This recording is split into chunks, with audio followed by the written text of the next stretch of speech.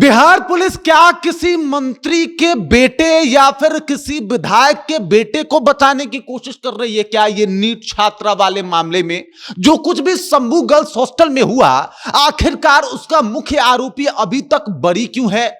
शुरू में ही पुलिस ने इस तरीके की लीपापोती की कि मामला अभी तक फंसा हुआ है और इसको लेके बवाल पे बवाल बढ़ रहा है। राजनीति एकदम से गहरा है। आरजेडी से लेके तमाम पार्टियां जो है वो सरकार के खिलाफ मोर्चा खोले बैठी हुई हैं, लेकिन अभी भी मामले के तह तक कोई नहीं पहुंच पाया। इसके पीछे का कारण क्या है?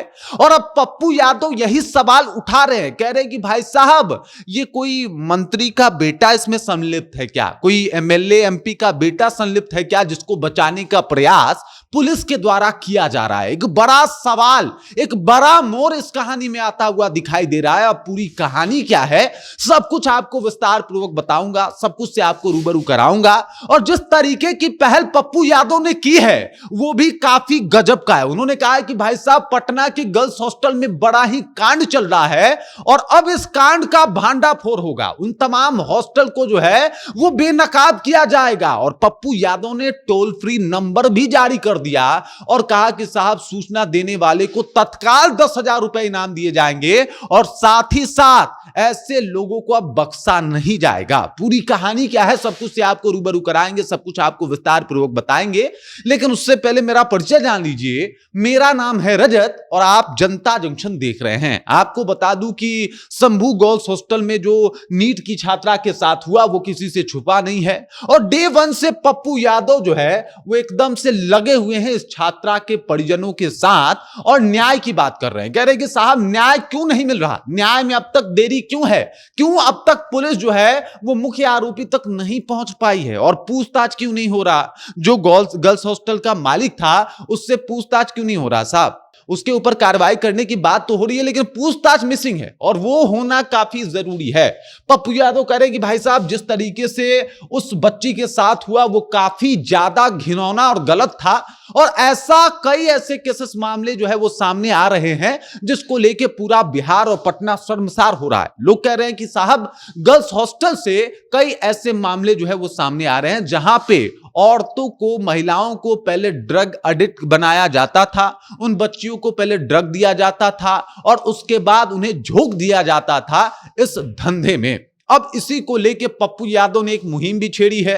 उन्होंने जो है वो टोल फ्री नंबर भी जारी करवा दिया है। मैं कहता हूं कि साहब ये टोल फ्री नंबर आप सबके पास होना भी चाहिए, खासकर उन तमाम लड़कियों के पास होना चाहिए जो गर्ल्स हॉस्टल में रहती हैं। पप्पू यादव कह रहे हैं कि साहब चुपचाप आप इस नंबर पे कॉल कर दीजिए, सबूत और जानकारी इस नंबर पे आप भेज दीजिए। नंबर है 6207 08 43 98। दूसरा नंबर है 95 34 54 93 11। इन दोनों नंबरों पे भेजिए और उसके बाद उस हॉस्टल की रेकी और उसका पर्दाफाश करवाने का काम जो है वो पप्पू यादव करेंगे। अब इस तरीके की बातें भी शुरू हो गई है लेकिन सवाल फिर से वहां पे फंस रहा है कि आखिरकार बिहार पुलिस जो है वो किसको बचाने की कोशिश कर रही है। डे वन से पप्पू यादव जो है वो बिहार पुलिस के मंशा के ऊपर सवाल उठाते आए हैं और उन्हीं का मानना है कि साहब ये किसी ना किसी को बचाने का प्रयास है, ये लीपापोती करने की कोशिश है। और आखिरकार बिहार पुलिस इतना लीपापोती काहे कर रही है इसके बारे में जो है वो जानकारी हम तक पहुंचनी चाहिए, ये जानकारी लोगों तक आनी चाहिए और इस तरीके की बात जो है वो कर रहे हैं। इसके अलावा नीट छात्रा के साथ हुए जो गलत काम है उसमें मनीष रंजन एवं अंशु अग्रवाल की संलिप्तता के बारे में जानकारी देने वाले को 2 लाख रुपए तक इनाम देने की घोषणा जो है वो पप्पू यादव ने की है।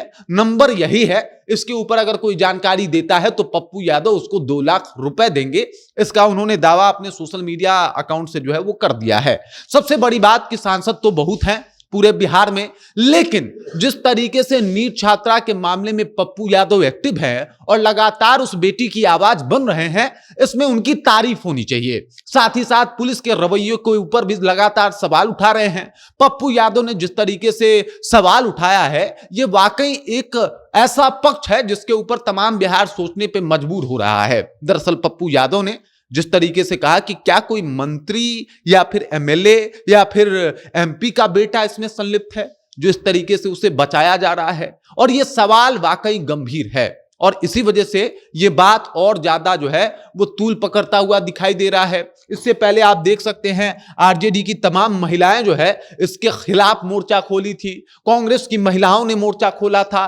तमाम दल लगातार इसको लेके विरोधाभास जो है वो अपना दिखा रहे हैं। इधर भूमिहार समाज के लोग कह रहे हैं कि साहब अगर आपके बुलडोजर का तेल खत्म हो गया हो तो बताइए, हम इसके ऊपर एक्शन लें, क्योंकि हम लोग जानते हैं कि हमारे बहू और बेटियों की इज्जत की रक्षा हमें कैसे करनी है और हमारे पास भी बुलडोजर है। इस तरीके की जो चीजें हैं वो सामने आ रही हैं और एक बार फिर से ये मामला बहुत बड़ा होता हुआ दिखाई दे रहा है। हालांकि ये कोई पहला ऐसा कांड नहीं है, लगातार ऐसे कांडों से न्यूज़पेपर पटे पड़े रहते हैं और उसके ऊपर शायद ही किसी का जल्दी ध्यान जाता है। लेकिन अब चूंकि ये मामला बहुत बड़ा है तो शायद इस मामले के वजह से बाकी मामलों के बारे में भी पुलिस थोड़ी एक्टिव हो और ऐसा कोई कानून बने, ऐसा कोई मतलब किसी तरीके की एक टीम बनाई जाए जो एकदम से बिहार को ऐसे गलत लोगों से मुक्त कराए और ऐसे गलत थॉट आने से पहले भी लोग 10-20 बार सोचे, इस तरीके का माहौल बनाए। बाकी इस खबर, इस जानकारी को लेके और पप्पू यादव जिस तरीके से तन के बैठ गए हैं, एकदम से ठान के बैठ गए हैं कि न्याय दिला के मानेंगे, इनके इस मेहनत को देखते हुए आप क्या कहेंगे? आपके जहन में क्या कुछ चल रहा है? कमेंट कीजिए, अपना विचार हम तक पहुंचा दीजिए। बाकी आप देख रहे हैं जनता जंक्शन और मेरा नाम रजत है।